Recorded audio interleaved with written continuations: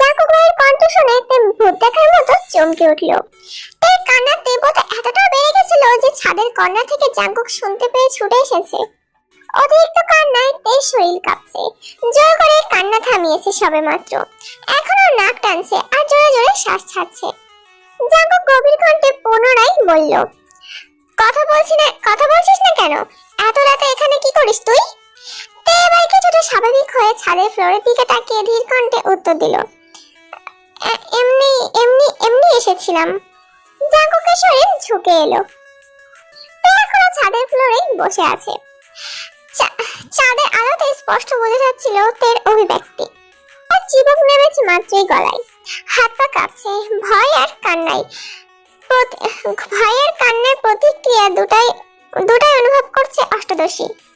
Jungkook আচমকা তের বাহুতে ধরল, একটানে দাঁড় করালো তেকে। তের শরীরে কম্পন তীব্র হলো, হৃৎপিণ্ডের ধুকধাপ বেড়ে যাচ্ছে সহসা। চোখ তুলে তাকাতে পারছে না। জাঙ্কুক তীক্ষ্ণ দৃষ্টিতে তাকালো তের দিকে। রাগে কটমট করতে করতে আবারও বলল, তুই কাঁদছিলি কেন রে? তের কোনো উত্তর খুঁজে পাচ্ছে না। কিভাবে বলবে জাঙ্কুক ভাই সিগারেট খাওয়া বা অন্য মেয়ের উদ্দেশ্যে এই গান গাওয়াতে তার ভেতর এমনিতেই কান্না আসছে। তার মাথা নিচু করে চুপ করেই রইল। জাঙ্কুক দীর্ঘ শ্বাস ফেলে কিছুটা স্বাভাবিক কণ্ঠে বলল, আচ্ছা তুই কি সবসময় রাত বিরাতে এভাবে ছাদে আসিস? তৎক্ষণাৎ বিদ্যুৎ বেগে কতক্ষণ মাথা নাড়ালো, নাবাদক সম্মতি জানালো। তারপর আস্তে আস্তে বলল, এই জীবনে কোনোদিন আমি সন্ধ্যার পর ছাদে উঠিনি। জাঙ্কুক ভাই উদ্বিগ্ন কণ্ঠে শুধালো, তাহলে আজ আসলি কেন? নিস্তব্ধ নীরব, কিছু বলার সাধ্য নেই বলে দীর্ঘশ্বাস ফেললো মেয়েটা। এত রাতে ছাদে আসার কোনো অজুহাত খুঁজে পেল না অষ্টাদশী। জাঙ্কুক ভাই কয়েক পা এগিয়ে তের অনেকটা ঘনিষ্ঠ হয়ে দাঁড়ালো। জাঙ্কুক ভাইকে এত কাছাকাছি দেখে নিঃশ্বাস বন্ধ হয়ে যাওয়ার উপক্রম হলো তের। জাঙ্কুকের গায়ের সেন্টের গন্ধে মাতাল হওয়ার অবস্থা তার। ভয়ঙ্কর পরিস্থিতি থেকে নিজেকে বাঁচাতে দু কদম পিছিয়ে গেল তে, কিন্তু পিছনে আর জায়গা নেই। দরজার পাশের পিলারে পিঠ ঠাকলো তের।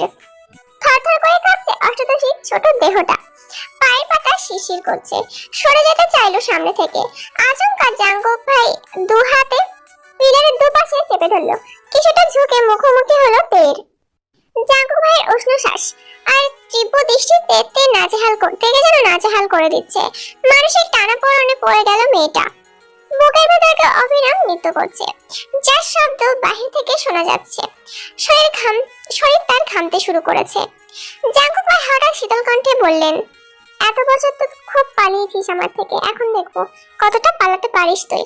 জাঙ্কুক ভাইয়ের ঠান্ডা হুমকিতে কেঁপে উঠল অষ্টাদশী। একথা শুধুমাত্র তের শরীরে হাই ভোল্টেজে ঝাঁকুনি দিল। তের বক্ষ স্পন্দন জোরালো হলো, মানে জোরে জোরে বাজছে।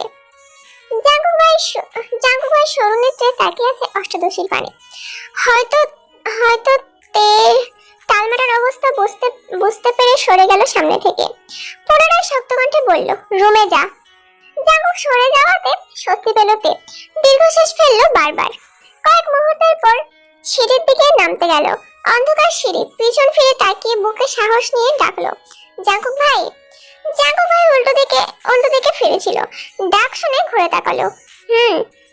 তে ভয়ে ভয়ে বলল, আমাকে একটু রুম পর্যন্ত দিয়ে আসবেন প্লিজ। জাঙ্কুক বিস্ময় কণ্ঠে বলল, কেন হাঁটতে পারছিস না? তে মাথা নিচু করে আস্তে ধীরে বলল, আমার ভয় লাগছে। কেন? তানারা যদি আমার ধরে ফেলে? জাঙ্কুক ভাই কয়েক সেকেন্ড থেমে সশব্দে হেসে উঠল।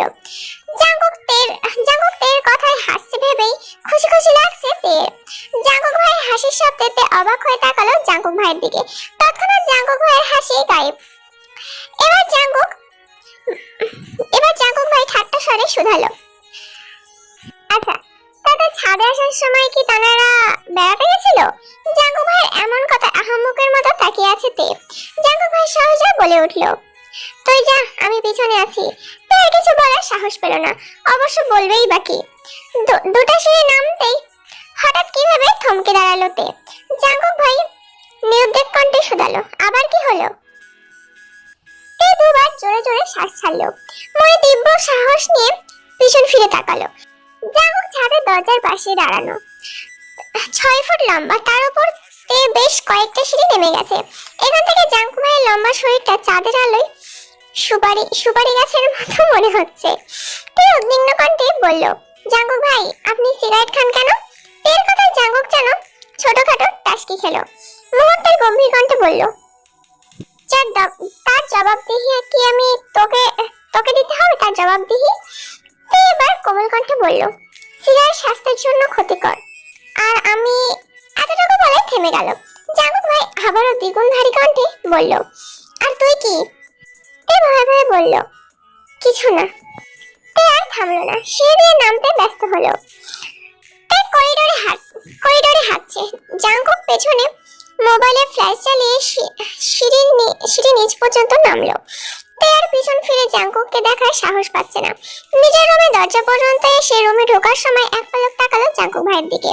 জাঙ্কুক নিচে তাকিয়ে মোবাইল চাপছে। তে রুমে চলে গেছে ইতিমধ্যে। জাঙ্কুক আরো একটি রাত কাটালো নির্ঘুম, নিস্তব্ধ। প্রত্যেক সপ্তাহে ছুটির দিনের আগের রাত মানে বৃহস্পতিবার সারা রাত জেগে থাকে। এটা তার বহু বছরের অভ্যাস। বিদেশে থাকাকালীনও তাই হতো। দেশে এসে বৃহস্পতিবার রাত নিজের মতো একাকী কাটায়। হয়তো নিজেকে নিয়ে ভাবে, নিজের স্বপ্ন, ইচ্ছে, ভালোবাসা, প্রিয়জন সবকিছু নিয়ে ভাবে অবশ্য। নিজের রুমে শুয়ে ছাদের বিষয়গুলো ভাবছে।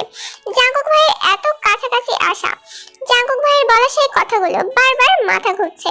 এখন কখন ঘুমিয়েছে সে নিজেও জানে না। সকাল সকাল খাবার টেবিলে খাবার খাচ্ছে সবাই। শুক্রবার দিন ভালো মন্দ রান্না হয় জীবন বাড়িতে। তার মনটা আজ খুব ভালো। কেন ভালো সেটা সে নিজেও জানে না, তবে জাঙ্কুক ভাইয়ের প্রতি ভয়টা কিছুটা শিথিল হয়েছে। খাবার টেবিলে জাঙ্কুক ভাই নেই, মনটা কিছুটা খারাপ হলো, কিন্তু তেমন পাত্তা দেয়নি। নিজের মতো খেয়ে পড়তে বসেছে। প্রতি শুক্রবারে প্রাইভেট 1 ঘন্টা পরীক্ষা থাকে। এক সপ্তাহে যা পড়াই তার উপরই পরীক্ষা থাকে। 3টা থেকে 4টা পর্যন্ত পরীক্ষা হয়। অন্যদিকে সুরু ব্যস্ত হয়ে পড়ে রাজনীতি নিয়ে। সামনে এমপি নির্বাচন। তাদের প্রিয় নেতা মনোনয়ন কিনেছেন। সবাই মিটিং মিছিলে ব্যস্ত। জনসমর্থন যাচাই করে মনোনয়ন দেওয়া হবে। সুগা এখন সব এলাকায় যেতে হচ্ছে। জনগণের সুবিধা অসুবিধা শুনছে, লিস্ট করেছে। এমপি নির্বাচনের কয়েক মাস পরেই সব সভাপতি নির্বাচন। সুগার টার্গেট সভাপতি হওয়া, তাই তাকে আরো বেশি অ্যাক্টিভ থাকতে হবে। 2:30 নাগাদ তে বেরিয়েছে পরীক্ষা দিতে। আজ একটু আগেই চলে এসেছে। পরীক্ষা শুরু হতে এখনো 10 মিনিট বাকি। তাই জিমিন আর তে গল্প করছে। জিমিন হঠাৎ করে বলে উঠল, কি রে, তোর হিটলার ভাইয়ের কি খবর রে? কিছু তো আর বললি না, ছবি দেখাবি বলেছিলি তাও দেখালি না। সত্যি সত্যি মন থেকে বের করে দিয়েছিস? তে বলল, মুখে যা বলি তাই কি সবটাই কি তাই পারি? এত চেষ্টা করেও পারলাম না মন থেকে তাড়াতে। গত রাতে থাকতে না পেরে গেছিলাম ওনাকে দেখতে। একটা বাসে খাইছি। কেন, কি হয়েছে? আরে কি আর হবে, লুকিয়ে দেখতে গিয়েছিলাম, জাঙ্কুক ভাইয়ের কাছে ধরা খেয়ে গেছি। বাহ, ব্যাটার চোখ আছে তাহলে, ভালো হয়েছে। গেলি কেন তুই? মনে মনে ভাবছে, এখন যদি জিমিনকে বলি জাঙ্কুক ভাইয়ের জন্য কান্না করছি, তাহলে জিমিন তো আমায় এখানে বালি চাপা দিয়ে দিবে। জিমিনের একটা সিদ্ধান্ত, ভার্সিটি ভর্তির আগে কোনো প্রকার প্রেম, বন্ধুত্ব, ক্রাশ কিছুই খাওয়া যাবে না। কোচিংয়ে নতুন কারোর সাথে কথাই বলা যাবে না। তে আগে আসলে জিমিনের জন্য সিট রাখে, বা জিমিন আগে আসলে তের জন্য সিট রাখে। বিষয়টা অনেকটা হাই স্কুল জীবনের মতো। এত কিছুর পরও তে জাঙ্কুক ভাইয়ের উপর ক্রাশ খেয়ে ফেলেছে। এর জন্য জিমিন অবশ্য প্রতিনিয়তই তেকে বোঝাচ্ছে। স্যার চলে আসছেন এতক্ষণে। পরীক্ষা শুরু হলো যথারীতি মতো সময়ে। 4টায় পরীক্ষা শেষ। 4টা পরীক্ষা শেষ করে 2 বান্ধবী হাতে হাত ধরে বেরিয়েছে। আশেপাশে তাদের কোনো গাড়ি নেই, তাই রাস্তার পাশে দাঁড়িয়ে ড্রাইভার আঙ্কেলকে ফোন ফোন দিবে ভাবলো।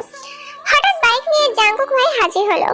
হেলমেট পরা, সাদা শার্ট, কালো প্যান্ট, কালো শু, হাতে কালো ফিতার ঘড়ি, শার্টের বোতামের ফাঁকে সানগ্লাস ঝুলানো আছে। তের দিকে তাকিয়ে উচ্চস্বরে ডাকলো, তে। তে আর জিমিন দুজনেই ডাক শুনে তাকিয়েছে। তে এক পলক তাকাতেই চিনতে পেরে গেল যে সেটা তার জাঙ্কুক ভাই। আবার নতুন করে ক্রাশ খেলো সে, মনে মনে ভাবছে, কিন্তু উনি এখানে কেন? উনি কি আমায় নিতে এসেছেন? কই সেদিন তো ন্যান্সি আর কাইকে ধমকে বলল কাউকে বাইকে ওঠাবে না, তার মানে আমাকেও নিশ্চয় ওঠাবে না। না ওঠাক, ওনার বাইকে উঠতে আমার বয়ে গেছে, কিন্তু উনি আসলো কেন? আল্লাহ জানেন কোন পাপের শাস্তি দিতে এখানে চলে আসছেন। আল্লাহ বাঁচাও আমাকে। এসব হাবিজাবি ভাবনায় ব্যস্ততে এদিকে জিমিন তের হাত ঝাপটে ধরে আছে। জাঙ্কুক ভাই তের দিকে খানিকক্ষণ সুস্থির মনে তাকিয়ে আছে। হয়তো তে অভিব্যক্তি বোঝার চেষ্টা করছিল। এবার হেলমেট খুলে তের দিকে চোখ রাঙিয়ে তাকিয়ে বলে উঠল, ওঠ বাইকে। তে তো ঘোরের মধ্যে আছে, আনমনে হাবিজাবি ভাবনায় ব্যস্ত। জাঙ্কুক ভাইয়ের কথা তার কানে গেল না। জিমিন মনোযোগ দিয়ে দেখলো ছেলেটাকে। আগে কখনো এই ছেলেটাকে দেখেছে বলে তো মনে পড়ছে না। সুগাকে দেখেছে, কিন্তু এই ছেলেটাকে তেকে বাইকে উঠতে বলছে। জিমিন তেকে আরো শক্ত করে ধরে আছে। জাঙ্কুক ভাই এবার থমকে উঠলো। এই রে, উঠতে বললাম তো। তে এবার চমকে উঠলো, গোল গোল চোখ করে তাকায়। তারপর দুবার জোরে জোরে শ্বাস নিয়ে নিজেকে কিছুটা স্বাভাবিক করে। তারপর জিমিনের দিকে তাকিয়ে বিড়বিড় করে বলল, আরে উনি তো জাঙ্কুক ভাই। তৎক্ষণাৎ জিমিন তের হাত ছেড়ে দিল। হয়তো জাঙ্কুক ভাইয়ের চোখ মুখ দেখে ভয় পেয়েছে। তে কয়েক পা এগিয়ে জাঙ্কুকের কাছাকাছি এসে দাঁড়িয়েছে। ততক্ষণে জাঙ্কুক ভাই বাইক থেকে নেমে দাঁড়িয়েও পড়েছে। জাঙ্কুক ভাই উদ্বিগ্ন কণ্ঠে তেকে বলে উঠল, এই তুই কি কিছু খাস? তে কপাল কুঁচকে বলল, মানে কি খাবো আমি? কোন দুনিয়ায় থাকিস তুই? হ্যাঁ, ডাকলে শুনিস না কেন? তে চুপচাপ মাথা নিচু করেই রইল। সরি জাঙ্কুক ভাই আবারও বলে উঠলেন, বাইকে ওঠ। তে যেন নিজের কানকে বিশ্বাস করতে পারছে না। জাঙ্কুক ভাই তাকে বাইকে উঠতে বলছে, এটা অসম্ভব। তে হেলদোল নেই নাকি? বাইক থেকে হেলমেট নিয়ে নিজেই পরিয়ে দিল তেকে। তারপর পুনরায় বাইকে বসে আবারও বলল, তুই কি উঠবি? আর কোনো কিছু না ভেবে হাসি মুখে বাইকের ওই পাশে গিয়ে উঠে বসলো তে। জাঙ্কুক ভাইয়ের গায়ের সাথে গা লাগতে কেঁপে উঠলো কিছুটা। তে কাঁধে হাত রাখবে নাকি রাখবে না সেটা নিয়ে দুটানায় আছে। এমনিতেই জীবনে প্রথম বাইকে উঠেছে, তারপর আবার জাঙ্কুক ভাইয়ের বাইকে। জাঙ্কুক ভাই যেন বুঝে নিল তের পরিস্থিতিটা। শীতল কণ্ঠে বলল, ধরে বস, না হলে পড়ে যাবি। কাঁপা কাঁধে হাত রাখলো তে। হৃদস্পন্দনের মাত্রা বাড়ছে অষ্টাদশীর। এদিকে জিমিন তাকিয়ে দেখছে তাদের আর ভাবছে। তের বর্ণনায় কোনো ভুল ছিল না। জাঙ্কুক ভাই সত্যিই অসাধারণ। যে কোনো মেয়ে এক দেখাতেই ক্রাশ খাবে। তের ক্রাশ খাওয়াটা তাহলে ভুল কিচ্ছু না। কয়েক সেকেন্ডের মধ্যে বাইক স্টার্ট দিল জাঙ্কুক। কিছুটা ভয়ে জাঙ্কুক ভাইয়ের কাঁধে জোরে চেপে ধরলো তে। কান দিয়ে শাসা করে বাতাস ঢুকছে। প্রথমবার বাইকে ওঠার অনুভূতি অসাধারণ। তে নবীনব চোখে চারপাশে দেখার চেষ্টা করছে। বেশ কিছুক্ষণ পর তারা পৌঁছে গেল বসুন্ধরা সিটি শপিং কমপ্লেক্সে। তে আনন্দে আত্মহারা হয়ে যাচ্ছে। জাঙ্কুক ওকে শপিং এ নিয়ে আসছে, ভাবতেই পারছে না সে। এত খুশি রাখবে কোথায়? জাঙ্কুক তেকে নিয়ে একটা হিজাবের দোকানে গেল। রেগুলার পরার জন্য হিজাব চাইতে দোকানদার জর্জেট হিজাবের বক্স বের করে দিল। তের বক্সটা বাকি নেই। রবিবার বলেছিল হিজাব পরে যেত, কিন্তু তে অন্য মাথায় দিয়ে যাচ্ছিল। কি করবে সে? মা আর বর্মা ছাড়া তে তো একা শপিং এ যায়নি কখনো। বড়মারাও এখন শপিং করবেন না। তাই তে ভাবছিল কিছুদিন অন্য মাথায় দিয়ে যাবে, তারপর ওনারা শপিং এ গেলে নিয়ে আসবে। তে বক্স থেকে বেছে তিনটা আলাদা রঙের তিনটা হিজাব বের করে। তারপর জাঙ্কুককে জিজ্ঞাসা করলো, এই তিনটা নেব প্রশ্নের উত্তর না দিয়ে দোকানদারকে জিজ্ঞাসা করেন, এগুলোর মধ্যে কয়টা কালার আছে আপনার কাছে? দোকানদার বললেন, ভাইয়া আপাতত 24টা আছে, আপনি চাইলে আরো দিতে পারবো, তবে কিছুদিন পরে নিতে হবে। জাঙ্কুক স্বাভাবিক কণ্ঠে বলল, সবচেয়ে বড় সাইজের হিজাব 24টা কালারই দেন। জাঙ্কুকের কথা শুনে তে তড়িৎ বেগে তাকালো জাঙ্কুকের দিকে। তৎক্ষণাৎ চোখ নামিয়ে শক্ত গলায় বলল, এতগুলো লাগবে না, 3টা হলেই হবে। জাঙ্কুক তীক্ষ্ণ দৃষ্টিতে তাকিয়েছে তের দিকে, কটমট করে বলল, তোকে কিছু জিজ্ঞাসা করছি আমি? ভয় সিটিয়ে পড়ল তে, আর কিছু বলার সাহস পেল না, কিন্তু ভেতরে ভেতরে ফুসছে। যেখানে তার কোচিং সপ্তাহে 3 থেকে 4 দিন, 2-3টা হিসাব হলে হয়ে যায়, 24টা নেওয়ার কোনো মানেই হয় না। কিন্তু কিভাবে বোঝাবে হিটলারকে? জাঙ্কুক ভাই নিজে পছন্দ করে আরো কয়েকটা পার্টি হিসাবও নিল। তো মাথা নিচু করে মনে মনে শুধু জাঙ্কুক ভাইকে বকেই গেল। জাঙ্কুক শপিং ব্যাগগুলো হাতে নিয়ে থেকে বলল, চল। এর মুখের উপর জিজ্ঞাসা করেই ফেলেছে, কোথায়? জাঙ্কুক ভাই আবারও রাগান্বিত কণ্ঠে কটমট করে বলল, কোথায় যাব কি না যাব সেটা কি তোকে বলতে হবে? এখন নিজের মাথায় নিজেরই কাটটা দিতে মন যাচ্ছে। সবসময় আম্মু, বড় আম্মু বা জিমিনের কথায় পাল্টা ছটফট প্রশ্ন করে অভ্যস্ততে, তাই জাঙ্কুক ভাইকে তেমনই জিজ্ঞাসা করে ফেলেছে। জাঙ্কুক ভাইয়ের পিছন একটা জুয়েলার্সের দোকানে ঢুকলো তে। জাঙ্কুক ভাই একজনকে জিজ্ঞাসা করলেন, আজকে কি নেওয়া যাবে? লোকটা হাসি মুখে উত্তর দিল, জি ভাইয়া, 2 মিনিট বসুন, আমি বের করে দিচ্ছি। 2 মিনিটের মধ্যে লোকটা পুনরায় প্রশ্ন করলেন, ভাইয়া প্যাকিং করে দিব? জাঙ্কুক ভাই তৎক্ষণাৎ বললেন, প্যাকিং লাগবে না, রেডি হয়ে গেলে আমায় দিন। লোকটা একজোড়া নূপুর এগিয়ে দিল জাঙ্কুকের দিকে। উৎসুক জনতার ন্যায় নূপুর দুইটা দেখছে, অনেকটা মোটা আর খুব সুন্দর ডিজাইনের। হঠাৎ জাঙ্কুক ভাইয়ের কাণ্ডে কারেন্টের খাম্বার ন্যায় স্তব্ধ হয়ে গেল। জাঙ্কুক এক হাঁটু ফ্লোরে আর একটা পা স্বাভাবিক রেখে নিচে বসেছে, যেভাবে প্রপোজ করে অনেকটা সেভাবে। সহসা তের এক পা নিজের হাঁটুর উপর রেখে একটা পায়ে নূপুর পরিয়ে দিল। এদিকে তের নিঃশ্বাস বন্ধ হওয়ার অবস্থা। হৃৎপিণ্ড কম্পনের তীব্রতা বুঝতে পেরে মনে হচ্ছে এই যাত্রায় আর বাঁচবে না সে। জাঙ্কুক ভাইকে না করার শক্তিটুকু পাচ্ছে না।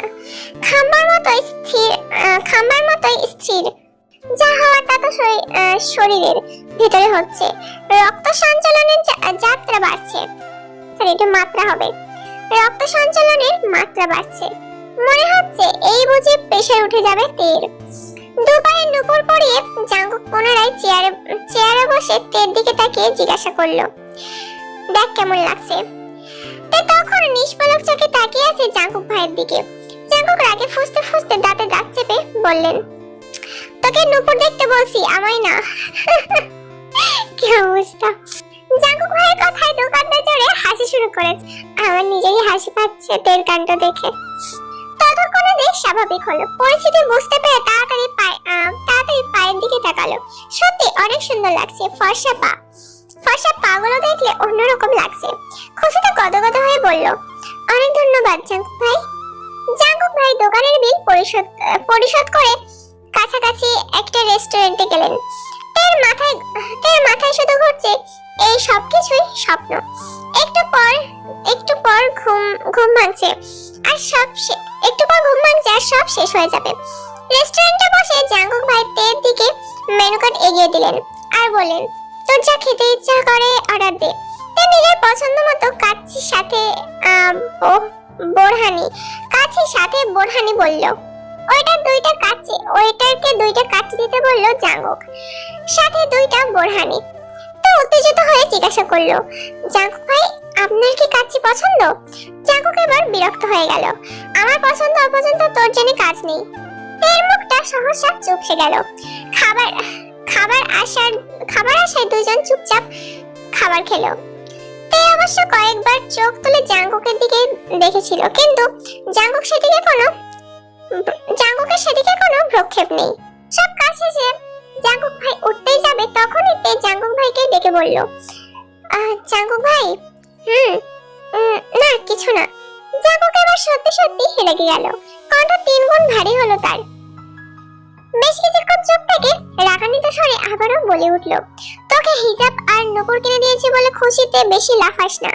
মাথায় ওড়না দিয়ে বউয়ের মতো চলাফেরা যাতে না করতে পারিস সেজন্য হিজাব কিনে দিয়েছি।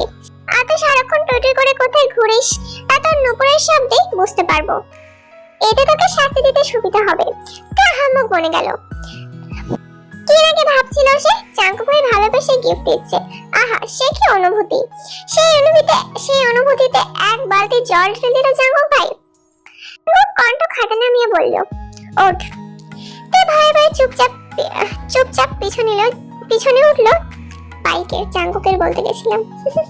এবার জাঙ্কুক ভাইকে ধরে বসবে না ঠিক করলো। জাঙ্কুক ধমকে উঠলো, এক কথায় তোকে কতবার বলতে হয় তে?